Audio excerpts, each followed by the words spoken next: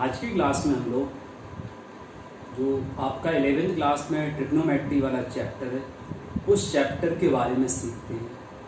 ठीक है, उस चैप्टर के बारे में सीखने के पहले उस चैप्टर के क्वेश्चन जो भी होते हैं उनको सॉल्व करने से पहले कुछ फॉर्मूले होते हैं जो फॉर्मूले हमें ऑलवेज याद रहना चाहिए। यदि फॉर्मूले हमें याद है तो क्वेश्चन को हम आसानी से सॉल्व कर सकते हैं। तो कुछ 10th क्लास में फॉर्मूले थे तो उन 10th क्लास वाले फॉर्मूले को हम अच्छी तरह से जानते हैं। इसका 11th में कुछ एक्स्ट्रा फॉर्मूले जो कि हमें सीखना सबसे ज़्यादा जरूरी है। ठीक है, सबसे पहला फॉर्मूला देखिए, द साइन के साथ यदि ब्रैकेट में दो एंगल का सम, साइन के साथ ब्रैकेट में दो एंगल का sum sine A plus B, तो इसको कभी भी ऐसा नहीं लिखते हैं is not equal sine A plus sine B. ए कभी भी ऐसा नहीं होता। रीजन ए है कि साइन के साथ जो एंगल ए प्लस बी, ए हो, बी हो, पी हो, दो एंगल का सम हो, दो एंगल का डिफरेंस हो, तो साइन और एंगल के बीच में कभी भी इनटू वाला साइन नहीं होता है। ठीक है ना, तो साइन के साथ यदि एंगल में दो एंगल का सम या दो एंगल का डिफरेंस हो, साइन के साथ हो, कॉस के साथ हो, टेन के साथ हो, तो वहां पर बाहर जो भी साइन, कॉस, टेन, कॉट, सेक, कॉसेक है तो उसका अंदर मल्टीप्लाई कभी भी हम करके नहीं लिख सकते। तो इनके लिए कुछ फॉर्मूले होते हैं, कुछ फॉर्मूले होते हैं जिनकी हेल्प से इसका एक्सपेंशन करना सीखते हैं। तो पहला फॉर्मूला होता है साइन ए प्लस बी। तो जो साइन ए प्लस बी का फॉर्मूला होता है वो देखिए क्या है, sine A into cos B plus cos A into sine B. जब भी sine A plus B type की कोई भी कंडीशन हो, साइन के साथ दो एंगल का सम हो, तो उन दो एंगल के सम को इस तरीके से हम एक्सपेंड कर सकते हैं, ओपन कर सकते हैं। तो साइन के साथ दो एंगल का सम, तो फॉर्मूला होता है साइन के साथ पहला एंगल इंटू कॉस के साथ दूसरा एंगल, फिर प्लस, क्योंकि दोनों के बीच में प्लस है जो, तो प्लस। अब इसमें जस्ट अपोजिट उल्टी कंडीशन हो जाती है। यहाँ पर साइन के साथ एंगल ए था, कॉस के साथ एंगल बी था, तो उधर कॉस के साथ एंगल ए हो जाएगा और साइन के साथ एंगल बी हो जाएगा। इस तरीके से आपको याद रखना है। साइन ए प्लस बी का formula sine A into cos B, angle के बीच में प्लस है इसलिए plus cos A into sine B. दूसरा फॉर्मूला साइन ए माइनस बी।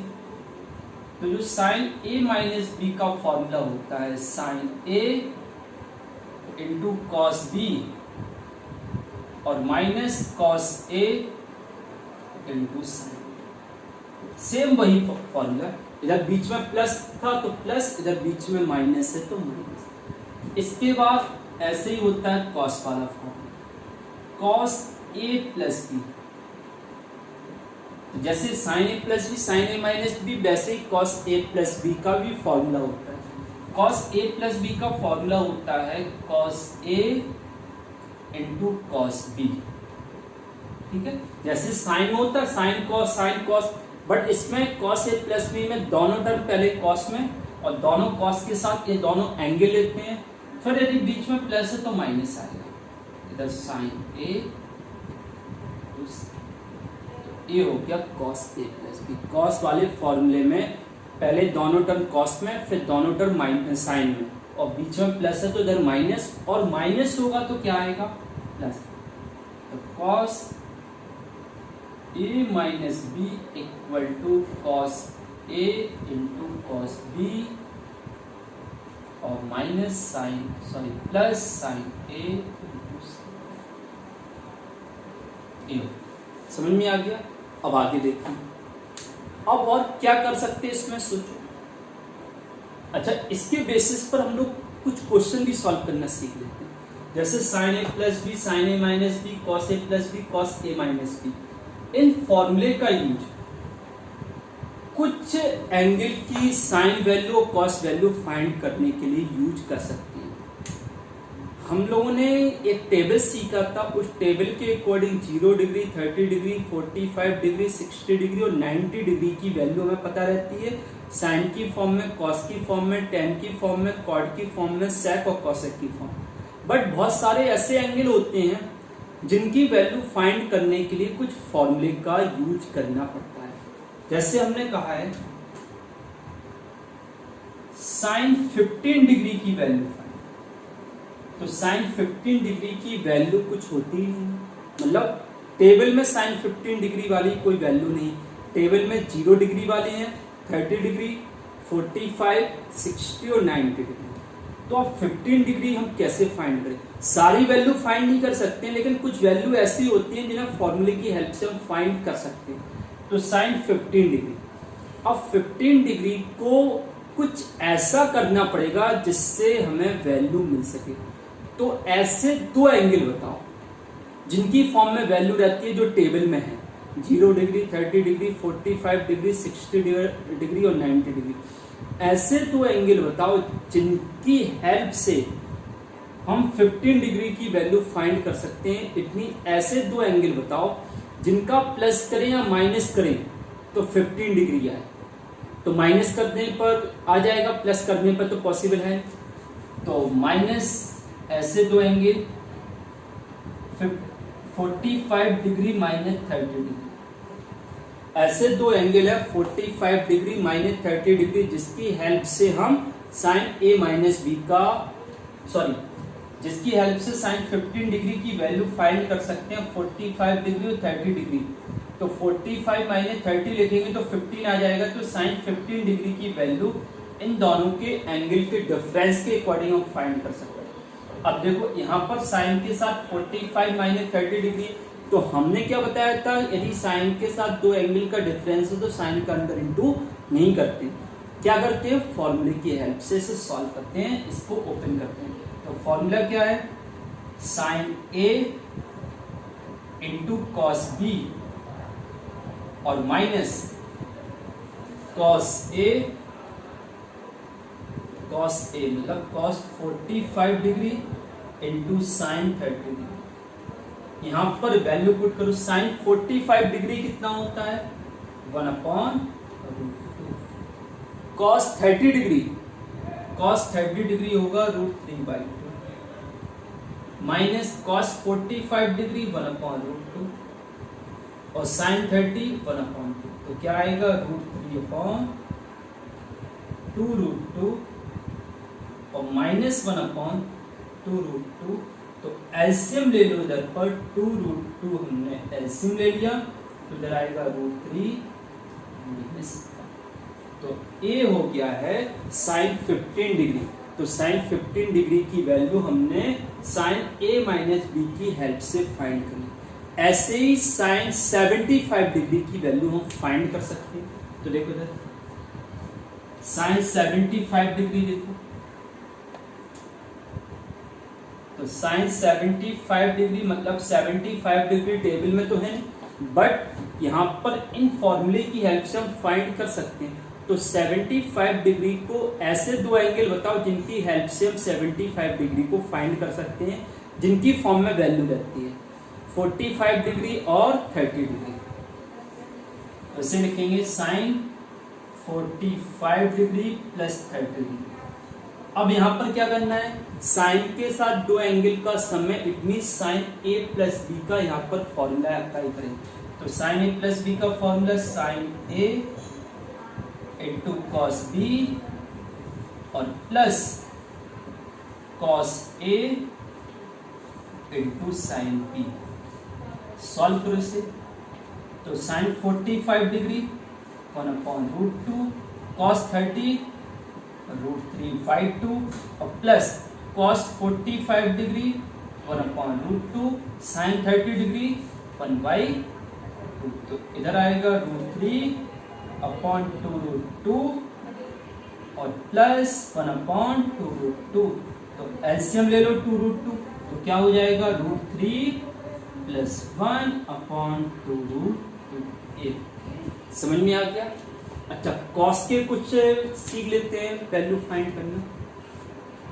यदि हम कहें कॉस 15 डिग्री की वैल्यू फाइंड करनी तो उसमें भी ऐसे ही करेंगे। कॉस 15 डिग्री तो 15 डिग्री को हम लिख सकते हैं cos 45 डिग्री माइनस 30 डिग्री। तो 45 और 30 का माइनस करेंगे 15 आएगा। तो अब यहाँ पर cos a माइनस b का फॉर्मूला क्या होता है, cos a into cos b और प्लस आता है sin a into sin b। अब वैल्यू पुट करो तो cos 45 degree 1/√2 into cos 30 √3/2 plus sin 45 और sin 30 1/2। तो कितना आएगा √3/2 और प्लस 1/2। तो क्या करेंगे 2√2 एलसीएम ले लेंगे तो इधर आएगा √3 + 1। तो हमने cos 15 डिग्री की वैल्यू फाइंड कर ली। अब cos 105 की वैल्यू फाइंड करते हैं, cos 105। ठीक है, तो देखो cos 105, तो इसकी वैल्यू फाइंड करने के लिए क्या लिख सकते हैं 105 को, तो cos 105 को लिखेंगे cos 45 डिग्री और प्लस 45 डिग्री प्लस 60 डिग्री, ऐसा लिख सकते हैं क्योंकि दोनों का सम करेंगे तो 105 आएगा और 45 और 60 डिग्री की फॉर्म में हमारे पास वैल्यू रहती है।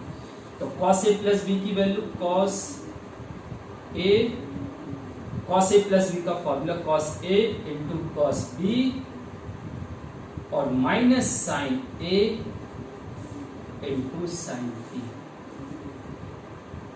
तो इधर आएगा cos 45 1/√2, अच्छा cos 60 डिग्री 1/2 माइनस sin 45 1/√2 और sin 60 डिग्री 3/2।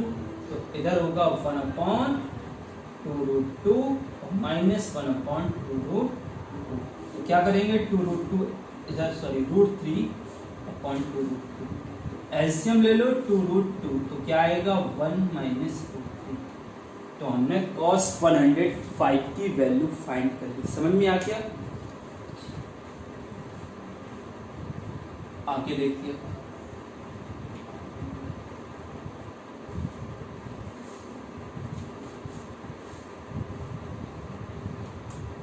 अब हम फाइंड करेंगे tan a प्लस b का। तो tan a प्लस b का क्या होगा, tan a प्लस b को क्या लिखेंगे sin a प्लस b और upon cos a plus b। तो sin a प्लस b मतलब tan sin अपॉन cos होता है, तो sin a प्लस b का formula sin a into cos b और plus cos a into sin b upon में cos a plus b cos a into cos b और minus sin a into sin b। अब इधर देखो हमारे पास tan a plus b वाली condition है, तो राइट साइड में जो भी फॉर्मेट है वो पूरा tan की फॉर्म में तो ज्यादा सही रहेगी। मतलब tan a प्लस b का फॉर्मूला पूरा tan की फॉर्म में हमें लाना है। तो क्या करेंगे, जो न्यूमरेटर और डिनोमिनेटर है उसमें cos a into cos b का डिवाइड करते हो। ऊपर cos a into cos b का डिवाइड करो, तो जब ऊपर cos a into cos b का डिवाइड करेंगे तो इसके अपॉन में अलग, इसके अपॉन में अलग, इसके अपॉन में अलग, इसकी मतलब सभी में सेपरेट कर देते हैं। इधर आएगा sin a into cos b upon cos a into cos b। उधर भी ऐसा ही करो, plus cos a into sin b। किसका डिवाइड करना, cos a into cos b का, और अपॉन में cos a into cos b upon cos a into cos b minus sin a into sin b upon cos a into cos b। इससे cancel हो गया, इससे cancel हो गया, इधर cos b से cos b, इधर cos a से cos a, तो sin अपॉन cos क्या आएगा tan a, प्लस इधर क्या आएगा tan b, अपॉन में 1 minus tan a into tan b। आगे समझ में तो ये हो गया tan a प्लस b। तो ऐसे ही हम tan a माइनस b का भी फॉर्मूला ड्राइव कर सकते हैं sin a minus b upon sin cos a minus b की हेल्प से। तो समझ में आ गया। तो आज की क्लास में जो हमने सीखा उसको अच्छे से पढ़ लें।